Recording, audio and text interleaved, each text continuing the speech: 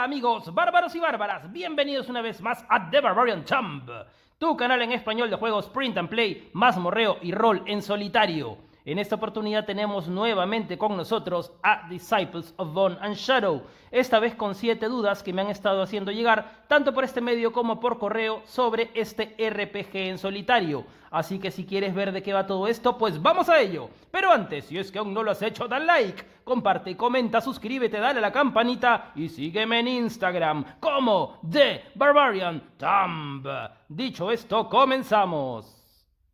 Pregunta número 1. ¿Funciona realmente como un sistema de rol en solitario? Y la respuesta es sí. Yo cuando por primera vez tuve conocimiento de los juegos de rol en solitario, que fue con el juego Ironsworn, yo realmente era bastante escéptico en el cual tú puedas crear una aventura completamente con un manual. Es decir, con un manual tú puedas tener una fuente inagotable de aventuras o cosas sin fin que te puedan pasar. Yo realmente no creía, yo entré un poco escéptico y con el primer juego de rol que probé fue justamente con Disciples of Bone and Shadows, porque también yo había visto varios videos en los cuales no solo con este sino con otros manuales pasábamos a revisar el contenido, las imágenes se veían muy bonitas, los cuadros también se veían bastante interesantes, los bestiarios también, pero me quedaba la duda si es que realmente funcionaba o podía funcionar como un juego de rol en solitario. Y sí, la verdad que sí, realmente funciona y todo lo que necesitas para jugar está justamente en este manual. Y esa es otra pregunta también que me han hecho, si es que todo lo que necesito está completamente acá, si no tengo que recurrir a cualquier otra fuente. Y la verdad es sí, necesitas solo lo que está acá,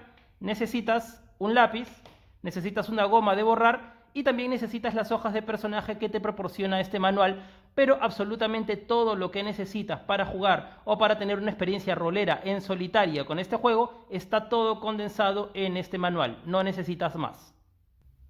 Pregunta número 2. ¿Cuáles son las diferencias de las ediciones que han salido de Disciples of Bone and Shadows? Y vamos a ver un poco la génesis. La primera versión que salió fue esta de acá. De hecho, salió una versión antes que esta, pero inmediatamente fue retirada y fue mejorada, y ahora está con este nombre. En algunos lo conocen como la edición básica de Disciples of Bone and Shadows. Esta edición, más que ser un juego de rol abierto, es un dungeon crawler bastante amplio. De repente, si has visto uno de mis videos, habrás visto el video que hice de Swarm. Bueno, este juego, o más bien de Swarm, se basa bastante en este juego, y este tiene muchas más opciones, tiene un montón de cosas por hacer, pero finalmente la cantidad de acciones que puedes tomar es limitada porque no es un juego de rol completamente abierta. Es un dungeon crawler, es también un hex crawler, donde la mecánica es para que jueguen dos personajes, es decir, tú manejas a dos personajes al mismo tiempo. Y esta fue la primera edición de Disciples of Bone and Shadows. Tiempo después salió la segunda, que es esta de acá. Aunque más que una edición, yo diría que es una expansión y tiene el nombre de Narrative Playbook. Básicamente le da muchas mejoras al juego y lo hace pues un juego mucho más completo.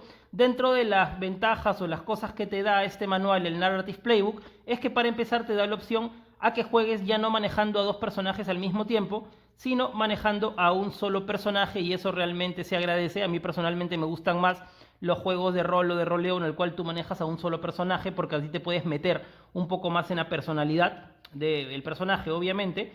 Y también, por supuesto, tiene la opción de ya convertir el mundo el mundo de Disciples of Bone and Shadows en un mundo abierto. Es decir, ya tenemos oráculos donde puede pasar, depende claro obviamente de nuestra interpretación, de cualquier cosa. E incluso también tenemos una división por zonas, es decir, ya todo no ocurre solo en las tierras fracturadas, sino también ocurre en la península de White Teeth. Acá tenemos el mapa y es mucho más extensa que la primera edición. Acá tenemos varias zonas y cada una de estas zonas, por supuesto, tiene sus propios enemigos, tiene sus propios peligros y también su ecosistema para tener en cuenta. Así que este juego amplía mucho la primera edición y realmente lo convierte en un juego de rol.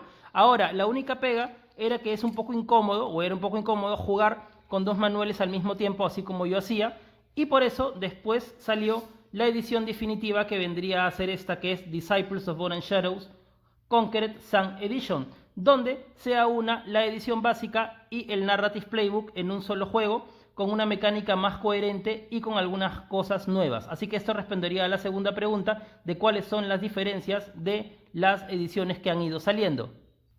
Pregunta número 3, y esta pregunta a mí me hubiera encantado que en algún video de YouTube lo hayan explicado, así que lo estamos haciendo creo que por primera vez, y es si es que a la hora de hacer esta versión donde estamos aunando la edición básica y el Narrative Playbook, algo se quedó afuera o todo está completamente contenido en las ediciones anteriores, y la verdad, desafortunadamente, es que sí, algunas cosas y para mí muy vitales quedaron afuera. Una de esas cosas es la aventura que viene en la primera edición y que esa aventura no sale en la edición Conquered Sun Edition. Es esta de acá, que se llama La Partida de Rescate, en la cual nosotros tenemos que ingresar a la tumba de Kal-Taraz para, pues por supuesto, rescatar a una persona. No les voy a contar más para no malograrles el final, pero esta aventura introductoria no está en la edición Conquered Sun. ¿Y por qué me parece tan grave eso? Por lo de acá. Porque la edición Conquered Sun, al igual que la edición básica, perdón por los temblores de la mesa, empieza con un texto introductorio. Tenemos una pequeña historia de las desventuras de un aventurero llamado Albrecht, donde pues finalmente la historia se queda en un suspenso, y la continuación de esa historia introductoria es justamente este juego o esta aventura llamada la misión de rescate o la tumba de Kal-Taraz. Y entonces, como ha sido retirada de la edición Conquered Sun, como que no tiene mucho sentido esta historia y como que te deja pues en un suspenso que no te lleva a un desenlace. Pero obviamente si es que tú tienes la edición básica, que es de descarga gratuita, puedes igual jugarla haciendo algunas adaptaciones y ya le puedes dar un poco más sentido, ¿no? Pero en todo caso es un poco raro de que esté como que esta introducción y el desenlace que viene con esa aventura no haya sido pues colocada dentro de la edición Conquered Sun. La otra omisión también grave que no ha sido puesta en esta edición definitiva es la presencia de los tiranos. Es decir, en la primera edición nosotros teníamos la imagen de unas personas o unos enemigos que eran tal vez los más fuertes del juego, que eran unos hechiceros que ya prácticamente habían perdido su humanidad y eran llamados los tiranos, que ellos simplemente tenían sus fortalezas y se dedicaban a esclavizar a las personas que vivían por ahí. E incluso nosotros teníamos tablas para generar tiranos, pero en las ediciones o en esta edición Conquered Sun ya no tenemos la aparición de los tiranos. Tal vez de repente deberíamos irnos al mapa para hacer una pequeña explicación según la historia de por qué no están aquí. Y la explicación más o menos es esta, que si bien es cierto, la primera edición transcurre en las tierras fracturadas, las nuevas ediciones que han salido o incluso pues también el Narrative Playbook ocurre o te abren una nueva zona que es la zona norte, que es esta de acá. Entonces yo entendería que las tierras fracturadas se encuentran más acá, se encuentran en el sur. Entonces según el lore o según el contexto, estas tierras donde ya transcurren pues las demás ediciones, es una tierra tan inhóspita, es una tierra tan salvaje, que los mismos tiranos no les provoca mucho o no tienen mucha ventaja de pues poner sus fortalezas acá. Entonces es raro, prácticamente no hay ningún tirano actualmente. Y bueno, a mí realmente me hubiera encantado igual que tengamos cuadros o tengamos tablas para crear tiranos. Obviamente yo podría utilizar las tablas de la primera edición, pero esta primera edición, por todos los cambios que se han hecho, ya ha quedado desfasada y no sería pues los niveles correctos para agregar al juego. Entonces esa para mí también fue una gran omisión, pues haber retirado a la imagen de los tiranos, porque le daba mucha riqueza contextual o le daba también un gran aliciente al juego, pues tú por fin agarrar, hacerte más poderoso, convertirte pues también en un amo de la magia si es que querías, y finalmente medirte cara a cara con una de estas criaturas, uno de estos seres magos astrales tan poderosos y corruptos llamados los tiranos. Por eso a mí me hubiera gustado de que la edición Conquered Sun o la edición definitiva, en lugar de solo limitarse a la parte norte, que fue pues presentada a partir del Narrative Playbook, no solo pues tenga esta parte, sino también además la parte sur, la parte que está por acá, que es la que fue presentada en la edición básica, para así tener pues un mapa muchísimo más grande y sentir que estamos en un mundo mucho más amplio, ¿no? Para mí sí fue omitida la parte sur, y con eso también algunas cosas se quedaron en el tintero, por ejemplo enemigos, los mismos tiranos que ya los comenté, y por ejemplo también acá tenemos a estos personajes de aquí, como los sacerdotes Sharani, que son una especie de seres reptilianos que por supuesto te hacen recordar mucho a los hombres serpiente de aventuras de Robert E. Howard, como por ejemplo pues Cul de Valucia. Entonces esos enemigos que a mí me encantaban, por ejemplo no salen pues en la edición Conquered Sun, a pesar de que sí salen dibujados, lo he visto en alguna de las páginas, sale este personaje, pero no sale en el bestiario, es decir, no puedes enfrentarte a este enemigo. Claro, tú dirás, yo puedo utilizar las reglas entonces de la primera edición, pero tantas cosas han cambiado que ya no estaría pues en el mismo nivel, no sería coherente con las reglas de las nuevas ediciones. Pregunta número 4. Algunas reglas básicas o mecanismos cambiaron en esta edición definitiva y sí, hay algunas cosas que han cambiado, como por ejemplo a la hora de construir tu personaje, ahora tu personaje tiene menos vida, es decir, en las primeras ediciones o en la edición anterior, el nivel o los hit points de su personaje se calculaban multiplicando la constitución por 10. En esta oportunidad ya no se multiplica por 10, sino se multiplica por 3. Es decir, tenemos personajes con un poco, bueno, con mucho menos vitalidad, pero además de eso, para poderlo balancear, las armas también hacen mucho menos daño, porque en la edición presentada en Narrative Playbook, muchas de las armas más básicas, hacían desde D10 hasta D20 de daño, y ahora en esta edición, en la Conquered Sun Edition, ya generalmente las armas que son de una sola mano, que no son armas pesadas, hacen de D6 y máximo las armas hacen de D10, que son las armas pesadas, son armas de dos manos. Es decir, tenemos ese cambio ahora que trabajamos con menos hit points, tenemos armas también que hacen menos daño para poder de alguna forma eso pues balancearlo. Y ahora, bueno, y a mí personalmente me parece un cambio a favor, me parece un buen cambio, porque a partir de esto ya las armaduras tienen una mejor razón de ser. Porque antes, en las ediciones anteriores, nuestros personajes tenían, por ejemplo, 150 hit points y las armaduras sí eran una ayuda, pero no eran tan determinantes en el éxito como ahora que estamos hablando de menos puntos de vida. Ese es uno de los cambios. El otro cambio que se realizó es la opción de que ahora nosotros cada vez que subimos de nivel, antes podíamos tener las opciones de o bien tener puntos de mejoras o bien subirle 10 puntos a alguna de las habilidades. Ahora tenemos también la posibilidad de nosotros poder canjear un punto de mejora para subir los hit points de nuestro personaje y así darle más vitalidad. Esa regla, por ejemplo, no estaba en las ediciones anteriores y me parece también un acierto. En general, estos cambios o estas modificaciones que se han hecho en las mecánicas sí me parecen buenas, me parece que le dan un mejor balance y me parece que también hacen que el juego de alguna forma sea más disfrutable y corra de forma más fácil, y por supuesto le damos ya más importancia a las armas que manejamos y también a las armaduras, y eso es un aliciente para poder buscar pues también un mejor armamento y mejores defensas. Pregunta número 5. ¿Qué son y para qué sirve la mecánica de threat level o nivel de amenaza? Y es muy sencillo, es para que la dificultad del juego no se rompa, es decir, nosotros vamos a ir haciéndonos más fuertes obviamente, y a los enemigos pongámonos que su nivel es este de acá. Nosotros vamos a ir subiendo, nos vamos haciendo más poderosos, y obviamente va a llegar un momento en el cual acabar con los enemigos va a ser más fácil, pero cuando nosotros llegamos a determinado nivel, el nivel general de los enemigos, es decir, su dificultad también se eleva. Nosotros vamos a seguir haciéndonos más fuerte y nuevamente la dificultad de los enemigos se va nuevamente a elevar, y así nosotros siempre vamos a obtener un reto al enfrentarnos con los enemigos. No va a ser simplemente que nos vamos a hacer todopoderosos y vamos a poder pues borrar de un plumazo a cualquier enemigo que nos enfrentemos. Básicamente para eso sirven los niveles de amenaza o el threat level. Entonces, ¿qué significa? Pues acá tenemos un cuadro y es que nosotros, por ejemplo, cuando llegamos al nivel, igualamos o estamos menos del nivel de 20, el nivel de amenaza va a ser número 1. Ahorita vamos a ver cómo se aplica eso en la creación de enemigos. Por ejemplo, cuando nosotros lleguemos al nivel 40 de poder, el nivel de amenaza ya no va a ser 1, sino va a ser 2 y así va subiendo poco a poco.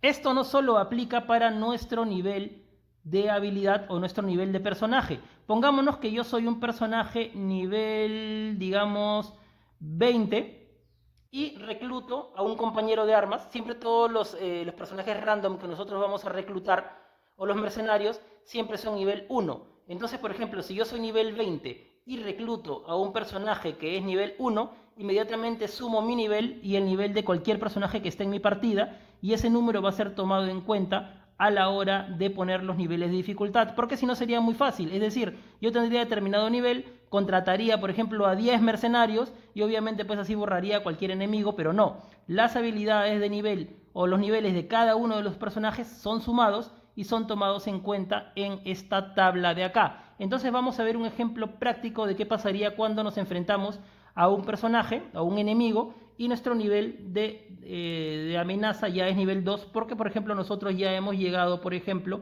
a un nivel mayor de habilidad. Entonces vamos a ver la diferencia. Por ejemplo, pongámonos que nosotros nos ha tocado enfrentarnos con un acólito, que son enemigos bastante poderosos, y vamos a tomar dos ejemplos. Si es que a este enemigo me lo hubiera encontrado yo teniendo un nivel de amenaza 1 o nivel de amenaza 2. Entonces acá tenemos los estatus del enemigo. Tenemos fuerza, destreza, constitución, y tenemos también los estatus de abajo que por ejemplo son defensa, habilidad ofensiva hit points y ese tipo de cosas. Entonces, por ejemplo, si nosotros somos nivel 1 en amenaza, la defensa de este personaje sería TL, como es 1, se multiplica por 5, entonces tendría una defensa de 5. Entonces vamos a ponerlo por acá para poder pues graficarlo. La defensa sería 5. Su nivel de ofensa también sería TL, que en este caso es 1. 1 por 5 es 5, o sea, su ofensa es 5. Y también, por ejemplo, los hit points de este personaje serían 12 más nivel de amenaza por 3. Como el nivel de amenaza en este ejemplo es 1, 1 por 3 es 3, 12 más 3 son 15. Tendría hit points, tendría 15.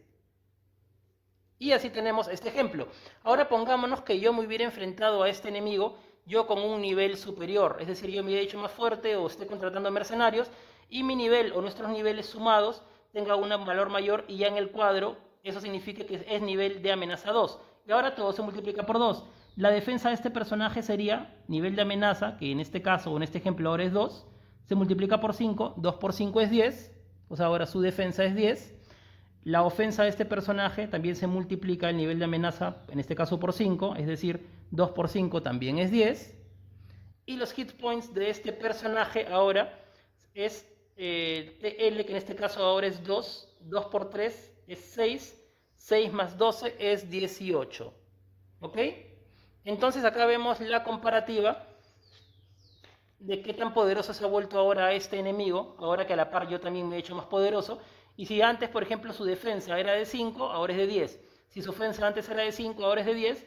Y si antes tenía 15 hit points, ahora tiene 18 hit points. Y así vamos avanzando, ¿no? En la medida que nos hagamos más poderosos, cualquiera de los enemigos también se va haciendo más poderoso. Y eso es porque el bestiario tiene el acierto de que las habilidades o los estatus de los enemigos no son sólidos, sino son móviles. Es decir, es un número que siempre está metido el nivel de amenaza y nosotros vamos a ir multiplicando y siempre va a ir aumentando para que la dificultad del juego nunca disminuya.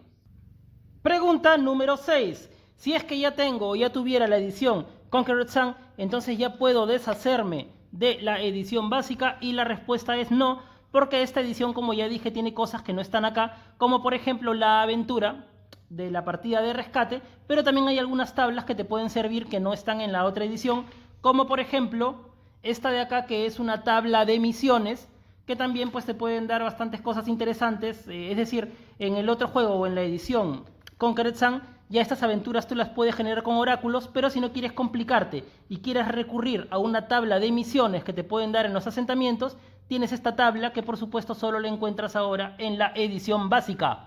Y pregunta número 7, ¿cómo se hace para crear un personaje? A base a esto han habido bastantes dudas, me han escrito también consultándome exactamente cómo es la creación de un personaje, así que vamos a hacerlo con la edición Conquered Sun y vamos a crear a nuestro personaje. Lo primero es distribuir puntos entre los atributos primarios de nuestro personaje, que vendrían a ser fuerza, voluntad, destreza, inteligencia, constitución y carisma. Todos por defecto empiezan con nivel 10.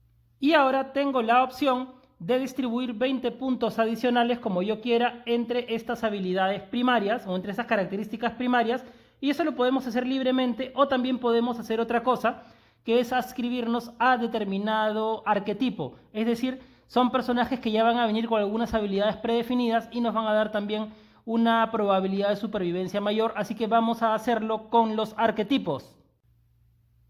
Así que vámonos a la página número 22 del manual, donde salen los arquetipos iniciales. Yo acá puedo elegir ser un acólito, ser un luchador, ser un ladrón, un cazador o todos los que tengamos. Así que yo voy a crear un personaje que cumpla los requisitos para ser un acólito, y estos requisitos son que tenga constitución 14, que tenga voluntad 16 y que tenga carisma 5, y estos son los puntos entonces que voy a distribuir en mis características primarias, así que vamos a ponerlas. Constitución 14, entonces de 10 ahora va a ser 14. Voluntad 16, ya no va a ser 10 sino va a ser 16, o sea estoy acá distribuyendo 6 puntos. Y finalmente carisma ya no va a ser 10, sino va a ser 15. Entonces, haciendo el conteo, porque recordar que todos estaban en un nivel inicial de 10, todas las características primarias, aquí le puse 6, aquí le puse 4, ya van 10, y acá van 5, es decir, voy utilizando 15 puntos. me quedarían 5, porque recordar que según las reglas yo puedo distribuir 20 puntos en nuestras características iniciales como yo quiera, así que tendría que ver esos 5 puntos, yo creo que se los pondría, le pondría 3 puntos a inteligencia, para que ahora sean 13, y los dos restantes se lo doy a destreza, que ya no son 10, sino ahora son 12. Entonces ya tenemos las características iniciales de nuestro personaje, que en este caso va a ser un acólito. Pongo acá acólito. Podemos poner también un nombre, el que nosotros queramos. Y entonces ya tenemos 10 puntos de destreza, 16 de voluntad, 10 puntos de fuerza, 16 de voluntad, 12 de destreza, 13 de inteligencia, 14 de constitución y 15 de carisma. Ahora lo siguiente sería llenar las habilidades, y eso básicamente se hace sumando o multiplicando nuestras características principales. Por ejemplo, alquimia, bueno, en este siempre los personajes empiezan con 0 de alquimia. Nuestra habilidad manejo de animales es equivalente a nuestro carisma de forma inicial. Nuestro carisma es 15, así que le vamos a poner 15 de carisma.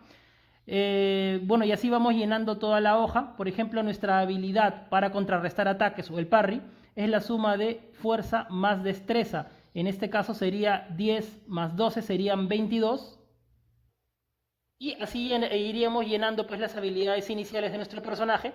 Esas habilidades obviamente nosotros las vamos a ir aumentando en la medida que nuestro personaje vaya evolucionando y subir de nivel. Así que vamos a llenar todas las habilidades de una vez. Ok, ya hemos llenado las habilidades iniciales de nuestro personaje. Ahora recordar que nuestro personaje es un acólito y cada uno de estos arquetipos tiene algunas ventajas iniciales que nos va a ayudar en el juego. Así que vamos a ver cuáles son las ventajas que nos otorga ser un acólito. Y es esta de acá. Los acólitos tienen +1 de corrupción, es decir, son personajes que van a llegar de forma más difícil a la corrupción, se mantienen mejor. Y además vengo con un uso diario de un hechizo, que es el hechizo Shadow Flames o las flamas sombra. Así que esto lo voy a poner acá, voy a plasmarlo aquí en la hoja de personaje, donde en la sección de hechizos voy a poner Shadow Flame, que es el hechizo inicial con el cual empiezo. Y también tendría que poner aquí los puntos de corrupción. Siempre en todos los personajes tienen 10 puntos de corrupción. Si es que sobrepasan esos puntos de corrupción, se convierten en unas especies de criaturas esclavos de los poderes primordiales. Así que en lugar de ser 10, recordar que nuestro personaje, por ser un acólito, su máximo es 11. Y ahora también sería cuestión de poner la salud, que es multiplicar constitución por 3. En la primera edición, una edición en Artist Playbook, constitución se multiplicaba por 10, pero en esta edición, como recordar la edición Conquered Sun, se multiplica por 3, así que sería multiplicar 14 por 3. Así que vamos a ponerle que tiene 42 puntos de HP nuestro personaje y por supuesto es nivel 1. Y bueno, faltaría ponerle pues el nombre y vamos a seguir construyendo al personaje según las reglas. Ok, ahora en las reglas yo además puedo distribuir 250 puntos entre estas habilidades de tal forma que ninguna de ellas sobrepase los 50 puntos iniciales. Así que vamos a repartir esos 250 puntos en todas estas habilidades de la forma más sabia posible, así que vamos a hacerlo. Lo siguiente sería elegir un arma al azar, la que yo quiera, bueno, no al azar sino la que yo quiera, así que en este caso voy a elegir un hacha, vamos a ponerla por acá, y también vamos a ponerle sus estatus acá, que hace de daño de 6 más 1.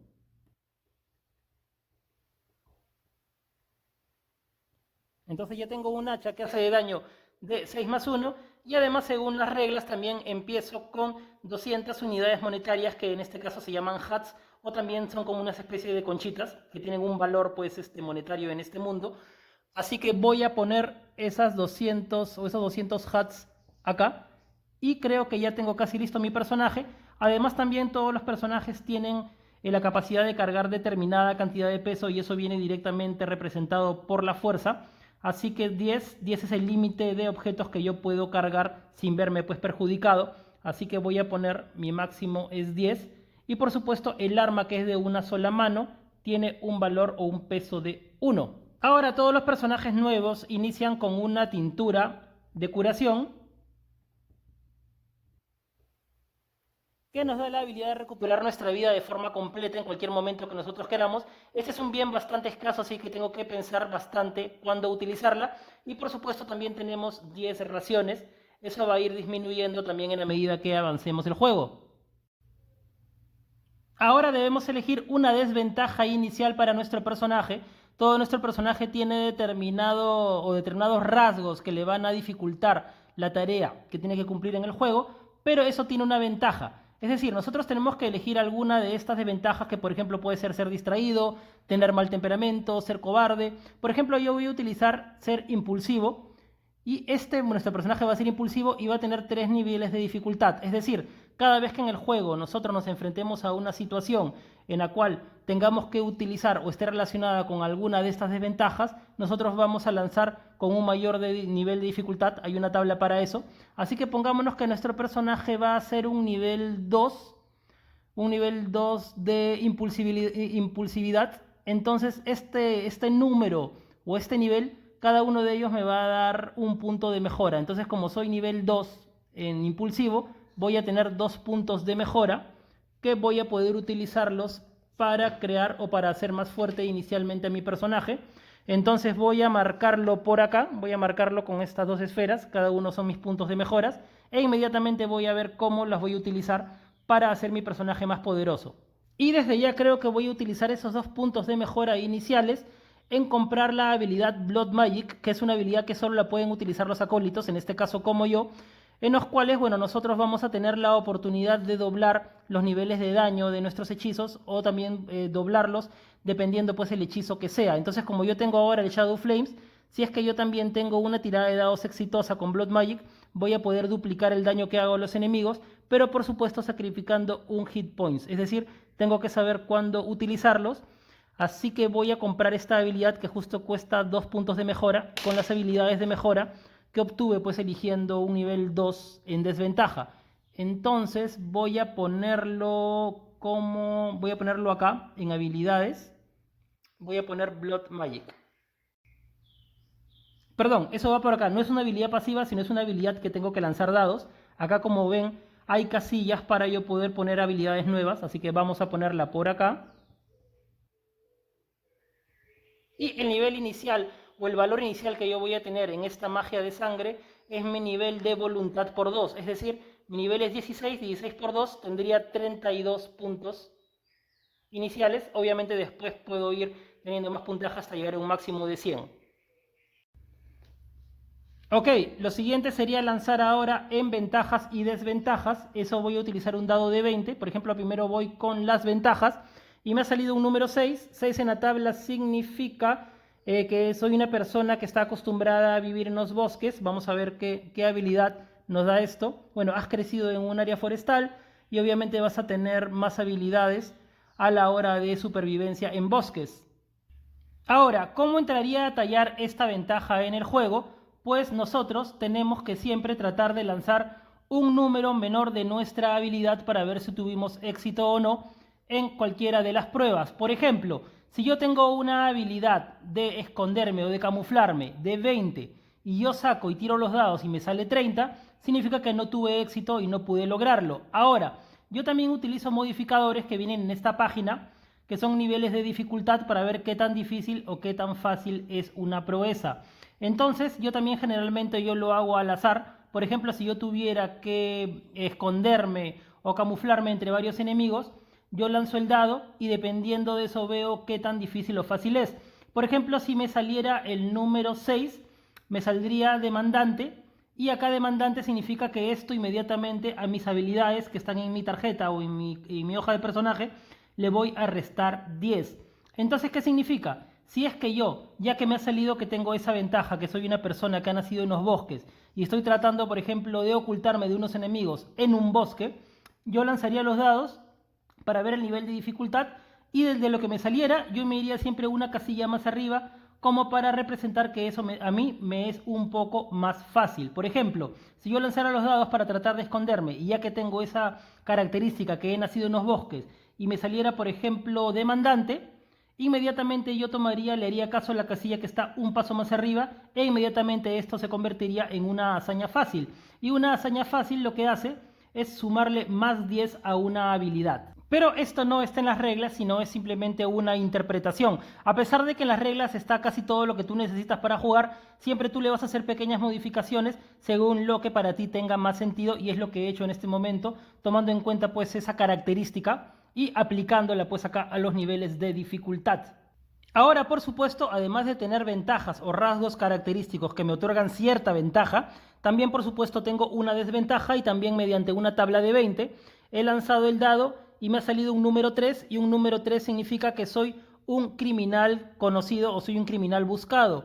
Ya sea que yo haya cometido algo o no, la cosa es que yo continuamente estoy siendo buscado por las autoridades en la región, y esto yo también tendría que aplicarlo también al juego. Es decir, cada vez que yo estoy también de repente he entrado a un poblado, tendría que hacer tiradas para ver si soy reconocido o para ver pues si puedo ingresar sin ningún problema, y esto obviamente pues enriquece también la experiencia del juego. Finalmente también tendríamos que lanzar en una tabla para ver nosotros de dónde somos oriundos, de cuál de las zonas de este juego, o también esto sí nosotros podríamos también elegirlo el que más quisiéramos, no necesariamente tendríamos que dejar esto al azar. Y ya casi terminando con la creación del personaje, podríamos elegir alguno de estos beneficios, que son 4. Uno de ellos es opcional, podría ser elegir un punto de atributo para asignarlo a cualquiera de los atributos de nuestro personaje. Es decir, acá tenemos los atributos esenciales, que son fuerza, voluntad, destreza, inteligencia, etc. A cualquiera de ellos nosotros podríamos elegir subirle un punto adicional, esa es la opción A. La opción B es que alguna de las habilidades le podemos asignar 10 puntos a cada una. Es decir, acá tengo mi lista de habilidades y podría asignarle 10 a uno y 10 a otra, dependiendo. La otra opción es que empiece con D6 por 100 de hats, es decir, empezar con más dinero que me podría permitir comprar armamento o cosas de interés. O la opción de tener un ítem mágico que pueda ayudarnos a realizar un hechizo una vez al día sin el temor de ganar puntos de corrupción. Esa elección queda completamente en nosotros. Y lo último para final y terminar con esta creación de personaje es, para darle más salsa, lanzar un D20 en esta tabla para ver con qué cosa estamos empezando. Generalmente son objetos que no tienen mucha utilidad, pero sí le dan cierto interés narrativo. Por ejemplo, un juguete, que puede ser de repente pues tal vez de un hijo que tuvimos y que lo perdimos, una carta, una rata mascota o alguna de esas cosas que realmente no tiene mucho peso en la parte jugable, pero sí le da más salsa y le da un trasfondo mayor para meternos en la piel de nuestro personaje. Todas esas cosas las apuntamos en nuestra hoja de personaje y listo, ya estamos preparados para ingresar a las Tierras Fracturadas y jugar una partida de Disciples of Bone and Shadow. Así que eso básicamente sería todo. Y si es que por supuesto les gustó el video, no se olviden de darle like, compartir, comentar y todas esas cosas que a nosotros los creadores de contenido nos sirven mucho, pero mucho. Y además no me gustaría que te pierdas absolutamente de nada, porque tenemos mucho, pero mucho juego por delante. Así que la invitación que siempre les doy, lo que siempre les digo, nos vemos en la próxima mazmorra. Hasta la vista, bárbaros.